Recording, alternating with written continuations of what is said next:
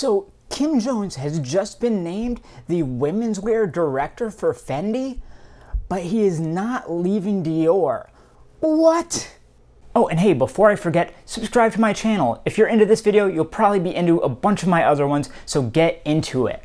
So there's actually a lot to unpack here, like whose decision was this and why is it happening and what's it a response to? Because as we know, everything in high fashion is not as it seems. Like these press releases and tweets, they're all sunshine and roses, but behind the scenes, I would be willing to bet there are some Machiavellian machinations going on here. So it just plain does not make sense to me why you would have one person do menswear at one house and womenswear at the other. It's just crazy. Just give them everything.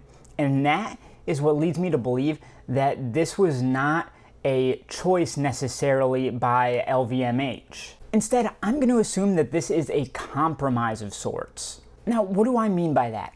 I am guessing that Monsieur Arnault, see my French, really good, right?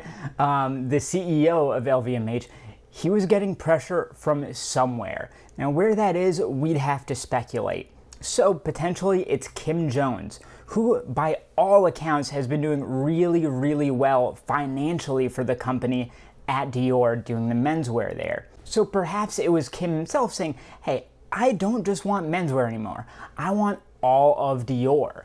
But perhaps they said, you know what, Maria Grazia Chiuri is still doing a great job at Dior womenswear for us. So just like you were doing well at menswear, so we need to stick her around.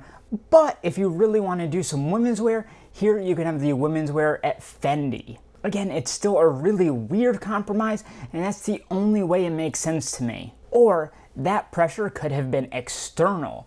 Of course, in high fashion houses, they do these musical chairs with creative directors. They just bounce from one to the other, and this is just another example of that.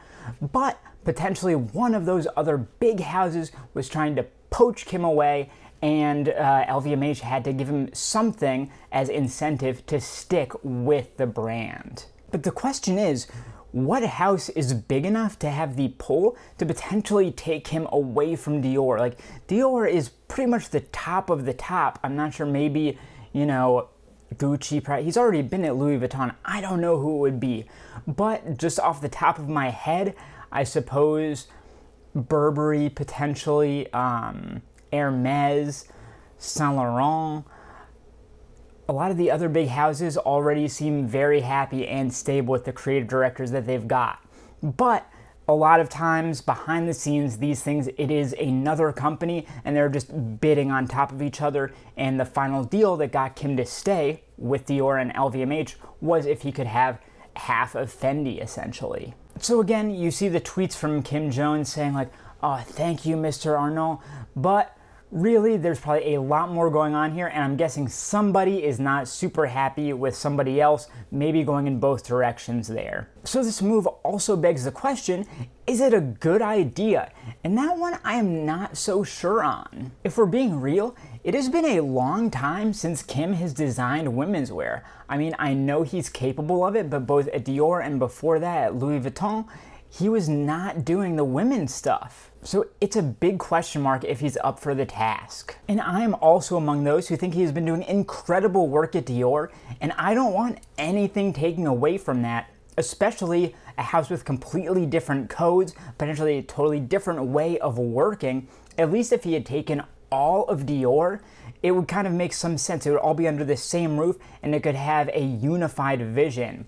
But controlling half of two houses, he may just be spread too thin, I don't know. So that's what I think about the specifics, but we also have to wonder, is this right for the fashion community and the world as a whole? Kim Jones, no matter how talented he is one of the most privileged people in fashion, maybe the most. He's already headed up some of the biggest houses, and in many people's opinion, every time he takes one of these new roles, that is a role that is being taken from potentially someone more deserving and someone that really needs that opportunity. So we are potentially missing out here on a new voice for Fendi womenswear. Of course, I still really look forward to seeing what's going to happen here, but at a certain point, you've got to say, aren't there other people in the world who can do these jobs? Anyway, those are my quick thoughts. Take a look at the other video on screen here, subscribe to my channel, like this video, and I'll see you next time.